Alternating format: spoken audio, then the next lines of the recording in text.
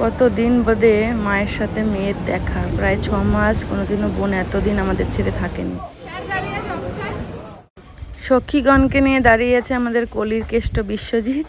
আমার বোন ফাইনালি চলে এসছে, তো চলে পরে দিক থেকে উঠেই কাজে লেগে পড়েছি, কারণ আজকে তো রাত্রে সবজি কাটতে ভুলিনি, সরি, আমার শরীরটা খারাপ ছিল, ওই জন্য ভেবেছিলাম আর কাটবো না, সকালবেলায় সিদ্ধ ভাত করবো, ওই জন্য আলু পটল কুমড়ো কেটে নিয়েছি সিদ্ধ দেবো বলে। আর এখন এখানে কেটে নিচ্ছি যে তোমার পেঁপে, সোনা বললো পেঁপে নিয়ে যাবে, ওই জন্য। তো সকালটা 6:30 নাগাদ না 6টা নাগাদ শুরু হয়েছে। এদিকে ভাত হয়ে গেছে আর ডালটাও হয়ে গেছে। তো চলো আমি ফ্রেশ হয়ে নিই, তারপরে তোমাদের সঙ্গে কথা বলছি। রাধে রাধে সকলকে, welcome back to my channel. আর একটা নতুন ভিডিওতে তোমাদের সকলকে জানাই অনেক অনেক ওয়েলকাম। তো আজকে আমার কাছে অনেক একটা খুশির দিন। খুশির দিনটা কেন সেটা তোমাদের বলি। আজকে টুকু মানে আমার ছোট বোন, যে ওই যে বললাম সিআই হিসেবে জব পেয়েছিল, ও চেন্নাইতে ট্রেনিংয়ে আছে, আজকে ও আসবে। তো মনে হয় আমি যেতে পারবো না আনতে, যাই হোক আসবে। আমার এটা একটা বড় আনন্দ, বোন 6 মাস বাদে আবার আমাদের বাড়িতে ফিরবে। আমাদের বাড়ি না, সরি, হ্যাঁ আমাদের বাড়ি, তো আমার বাপের বাড়িতে ফিরবে, বোনের সঙ্গে দেখা হবে। হয়তো আজকে আসতে পারবে না, রাত্রি 9টায় ফ্লাইট, তারপরে ল্যান্ড করতে করতে কলকাতায় 11টা বাজবে, তারপরে আর আসতে পারবে না, হয়তো বোনের বাড়িতে থাকবে। পরের দিন হয়তো সোমবার দিন আসবে, তো সোমবার দিন ওর সঙ্গে তোমাদের আবার দেখা করিয়ে দেবো। তো চলো আজকে দিনটা শুরু করা যাক। সোনাকে তো সকালবেলা রান্নাবান্না করে দিয়ে দিয়েছি, এবার আমি আমার ঘরে রান্না শুরু করব। দেখো আজকে আমি সকালবেলা কি খাবো, এখন এই যে চিয়া সিডস দিয়ে রেখেছি, এখন চিয়া সিডস দিয়ে দিনটা স্টার্ট করব। কদিন উল্টো পাল্টা খেয়েছি, আবার 1 কিলো ওজন বেড়ে গেছে।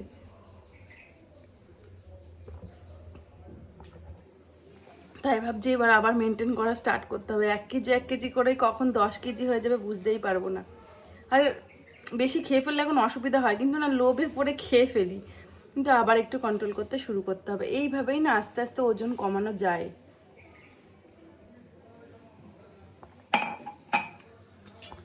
আমার ওজন কত ছিল জানো? 70 কিলো। হ্যাঁ 70 কিলো, সেখান থেকে আমি 58 কিলোতে এনেছিলাম। 70 কিলো থেকে 58 কিলো, মানে কি কষ্ট যে হয়েছিল, ভীষণ কষ্ট হয়েছিল। তো এখন আবার 59 কিলো ওজন হয়ে গেছে, মানে 58 কিলো ওজন ছিল, এখন 59 হয়ে গেছে। ওটাকেই চেঞ্জ করে আবার টাইম মতন খাওয়া দাওয়া করতে হবে, শিডিউল চেঞ্জ করতে হবে, তাহলে আবার কমে যাবে। পুতুম মাছটা বের করে রেখেছি, আজকে কাটবো মাছটা, সে কবে এনেছি আর কাটা হয়নি। আর এই যে মার বাড়ি থেকে যে পেঁপেটা এনেছিলাম, পেঁপেটার আজকে একটা গতি করবো, পেঁপে রান্না করবো আজকে। পেঁপেটা না খুব ভালো ছিল, আর এত তাড়াতাড়ি কাটতে হচ্ছে কারণ আবার যেতে হবে মনে হচ্ছে সোদপুরে। আলু পেঁপের মধ্যে বসিয়ে দিয়েছি, সেইটা যেহেতু ভালো না, যেন পেঁপে আলু তরকারি একটু খাবো। চলো সোদপুরে যেতেই হবে, এটা আনতে যেতেই হবে এখন। চলো ওদিকে রান্নাবান্নাগুলো করে নিই।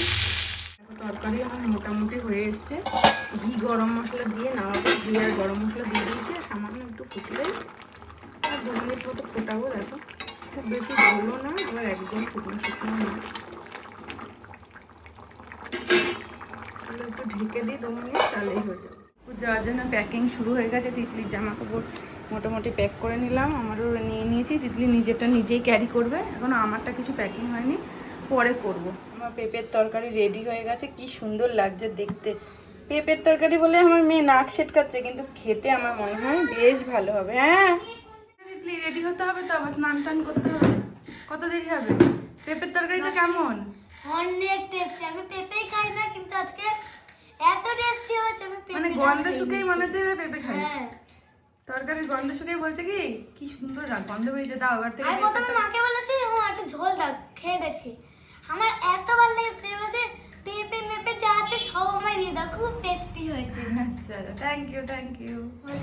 মাসির এখন বেরিয়ে পড়েছি আমরা সবাই, আমি আর তিতলি সবাই। কোথায়? মা ওখান থেকে উঠবে, তো 3:50 ট্রেন আমরা ধরবো, তাই তো তিতলি? হ্যাঁ 3:50। হ্যাঁ এই টোটোতে উঠতে না আমার আর তিতলির দুজনের খুব ভাল লাগে। তা আমি আর তিতলি এই সামনের দিকটা বসেছি, মা পিছনের দিকটায় বসেছে আর কি, সামনাসামনি। মাও রেডি হয়ে নিয়েছে।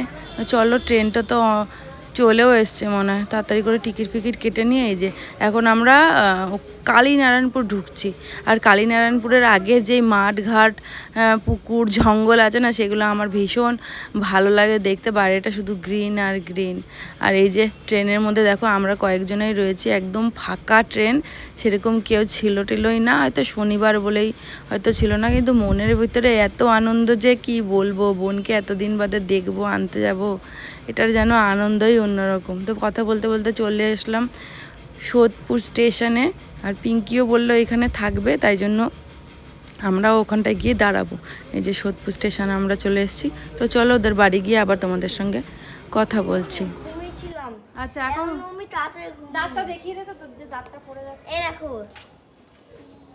ইমা কালো দাঁতটা পড়েনি, পড়বে পাশের পড়বে। দাঁতটা দেখিয়ে দে পাশে পড়েনি তো এখন, এই যে আরে গন্ধ এখন।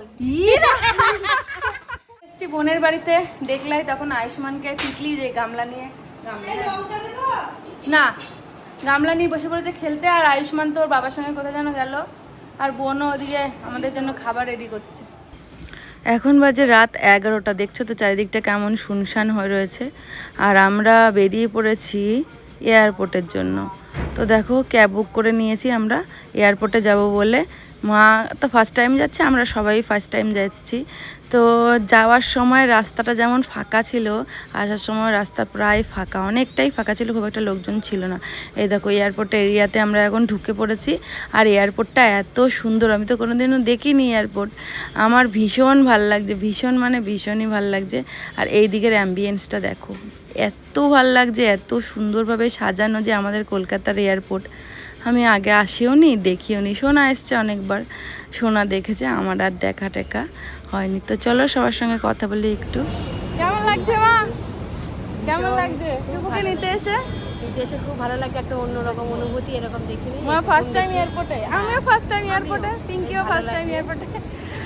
মানে অন্যরকম, একদম অন্যরকম ফিলিংস একদম। ও তোতন ওইদিকে পিছনে রয়েছে। এখন আমরা যাব অ্যারাইভেলে, মানে 2A-তে টুকলাইয়ের গেট নাম্বার পড়েছে। তো আমরা উপরে রয়েছে, নিচের দিকটায় এখন যাব। আর এই লিফটের দিকটায় যেতে মানে কী বলবো, লিফটে উঠে আমার এত ভয় লাগছে, চারিদিক দিয়ে ফাঁকা, নিচে নেমে যাচ্ছি, কেমন একটা অদ্ভুত যে লাগছিল তোমাদেরকে কি বলবো। এদিকে মার তো এক্সাইটমেন্টের ঠিকানা নেই। তো আমরা তো 2A-তে চলেও এসেছি। আর এই দেখো সবার সঙ্গে তোমাদের দেখা করাই, এখানে দুটো মেয়ে রয়েছে দেখছো পরপর, টুকু আরেকটা মেয়ে ওর দুটো, এটা কালিক আর কি বান্ধবী, আর এটা বিশ্বজিৎ, তারা পিঙ্কি রয়েছে, আমিও রয়েছি, মা এই দিকটাতে রয়েছে। মানে এই জিনিসগুলো না আমাদের স্মৃতি হয়ে থাকবে।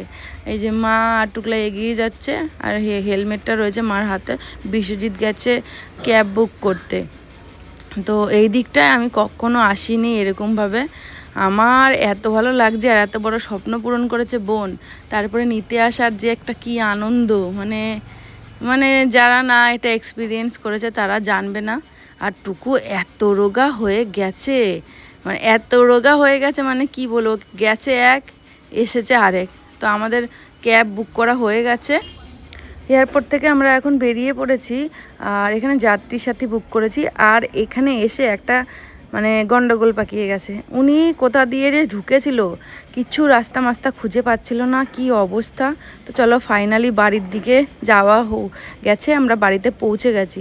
আর ওইদিকে মা দেখো পেমেন্ট দিচ্ছে, আর আমরা এবার ফ্রেশ হয়ে নেবো। আর টুকলাই ফ্রেশ হয়ে নিয়ে বসে পড়েছে, মানে লাগেজে দেখতে হবে না কি এনেছে না এনেছে, এত এক্সাইটমেন্ট। বোন হোক আর বাবা হোক, যেই হোক, আনলে পরে আমাদের যেন ওই লাগেজ খোলার একটা আনন্দই আলাদা। তো টুকলাই অনেক কিছু এনেছে, তার থেকেও বড় কিছু এনেছে, সেটা হচ্ছে ইউনিফর্মগুলো। এইটার জন্য আমার বোন যা খেটেছে, আর আমরা যা প্রার্থনা করেছি এইটার জন্য, মানে কি বলবো, এই স্বপ্ন বাস্তবায়ন করার পিছনে অনেক অনেক স্যাক্রিফাইস থাকে, জানো তো। যারাই পেয়েছে না কেন তাদেরই বলছি, তারাও এরকম কি বলবো প্রচুর স্যাক্রিফাইস করেই পেয়েছে। তো চলো ভিডিওটা আজকে এই পর্যন্তই, দেখা হবে একটা নতুন কোনো ভ্লগে। ভিডিওটা যদি ভালো লেগে থাকে অবশ্যই করে লাইক করো, কমেন্ট করো। আর যদি মনে হয় সাবস্ক্রাইব করার মতো, তাহলে অবশ্যই করে কিন্তু প্লিজ সাবস্ক্রাইবটা করো, এইভাবে পাশে থেকো। তো গুড নাইট, টাটা, দেখা হবে আর একটা নতুন কোনো ভ্লগে।